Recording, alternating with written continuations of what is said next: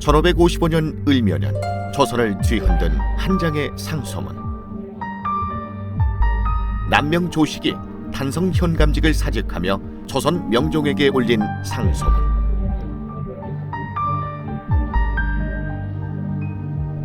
그것은 당시 최고 권력자 문정왕후를 과부라 칭하고 임금 명종을 고하라 부르며 국정을 비판한 목숨을 건 상소문이었다.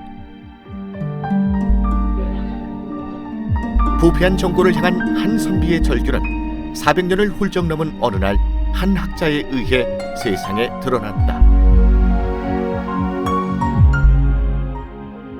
탄성소의 발견. 그것은 남명이 다시 세상의 모습을 드러내는 일대 사건이었다.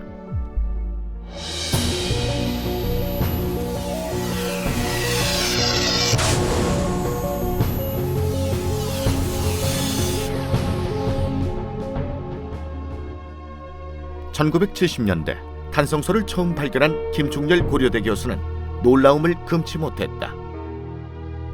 이 기계 넘치는 선비는 누구이며 이제껏 학계에선 왜 그를 주목하지 않았는가? 김충렬 교수는 직접 그 의문을 풀어보기로 했다. 본격적인 남명 연구에 돌입한 것이다.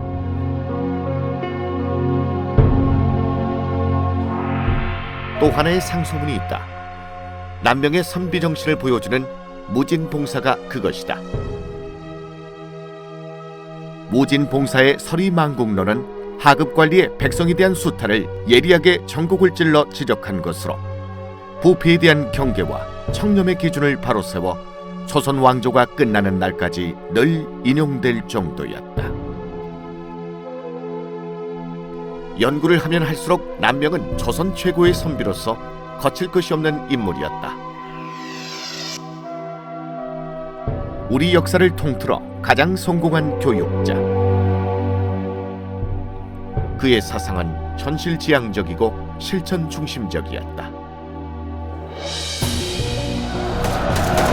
이 같은 남명학의 특징은 제자들의 행보에서도 그대로 드러난다.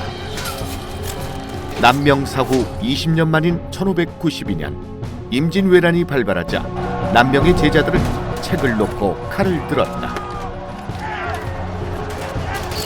박재후, 정인홍, 김면군 50여 명에 이르는 제자들은 의병장으로 활약하며 전세를 바꾸었다. 그들의 이딴 승전은 속전속결로 끝내려던 왜군의 전략을 저지하고 이순신 함대에게 충분한 시간과 공간을 확보해 줌으로써 나라를 지키는 데 결정적인 역할을 하게 된다. 그들은 기본적으로 글 읽는 선비였지만 남명으로부터 병법을 교육받아 한 번도 패하지 않았다. 남명학파는 광해군 시대 개혁 정치의 핵심 세력으로 활약하며 동의보감 발간 등 전란으로 피폐해진 민생을 보살피고 명청교책이라는 위태한 국제 상황 속에서 냉철한 정세 판단으로 어려움을 헤쳐나간다. 하지만 인조반정이라는 군사정변으로 나라와 백성은 다시 치명적인 위기 속으로 빠져들게 되는데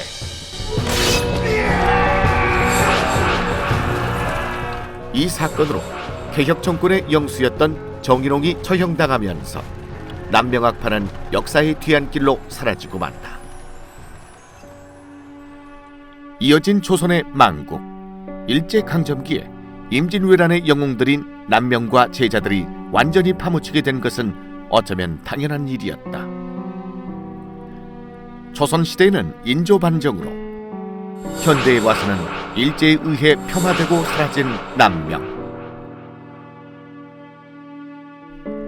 독보적인 학자이자 사상가였던 그가 그토록 오랜 세월 잊혀졌던 건 바로 이러한 슬픈 역사의 곡절 때문이었다.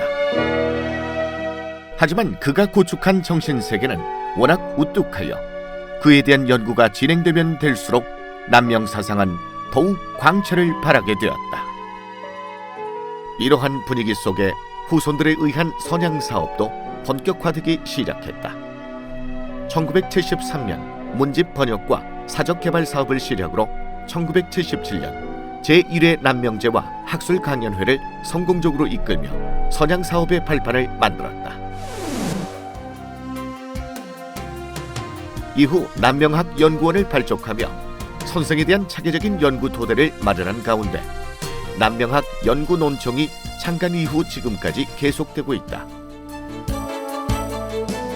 90년대엔 교과서에 조식 항목이 등재되며 대국민적 인식을 넓힌 가운데 경상대학교 남명학연구소, 진주교육대학교 남명학교육연구재단이 설립된 데 이어 서울대학교의 재단법인 남명학회, 남명학 부산연구원, 합천 남명선생선양회, 김해 남명조식정신문화연구회 등이 자발적으로 생겨나 남명선양사업의 외연이 확장되고 있다.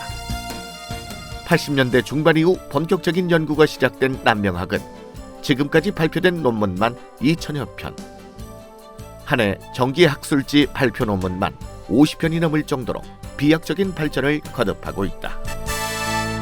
한 인물에 대한 연구가 이토록 짧은 기간에 이토록 큰 성과를 거둔 것은 전무후무한 일이다. 경남도가 수도권 대학 진학 학생들을 위해 지은 건물을 남명학사라 이름 지은 것도 훌륭한 스승의 훌륭한 제자가 되길 바라는 의미가 담겨 있다. 그 사이 유적지에 대한 정화 및 기념 사업도 병행됐다.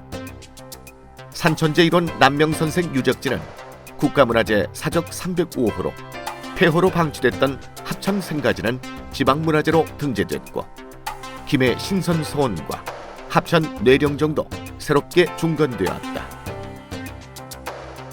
1977년에 시작된 남명제, 1995년 2월 문화체육부와 한국문화예술진흥원이 선정하는 이달의 문화인물에 선생이 선정됨에 따라 서울 성균관에서 성대하게 열린 국제학술대회 등 80년대부터 본격화된 남명선생 선양사업은 2001년 남명탄신 500주년을 맞아 보다 체계화되었다. 남명선비문화축제라는 이름으로 500주년 사업이 시작된 이래 문화관광부 지정축제로 이름을 알리며 지금까지 이어져 내려오고 있는 것이다. 이제 남명선생 선양사업은 한 지역이나 한 집안의 일이 아닌 국가적인 사업으로 자리를 잡아나가고 있다. 모든 연구선양기관들이 각자의 역할을 수행해 나가는 가운데 향후 그 역할을 체계적으로 관리하는 컨트롤타워로 기대되는 한국선비문화연구원이 있다. 지난 2007년부터 야심차게 진행되어 온 선비문화연구원은 200억 원의 정부 예산이 투입된 대규모 프로젝트로 2016년 11월 마침내 문을 열었다. 한국선비문화연구원은 개인적 수양과 사회적 실천을 중시하는 핵심 시설로 남명을 중심으로 한 한국 선비 사상과 문화를 연구하고 인성교육, 청년교육, 힐링교육 등 연수 기능을 통해 미래 한국 사회를 이끌어 나갈 정신문화의 산실 역할을 하고 있다.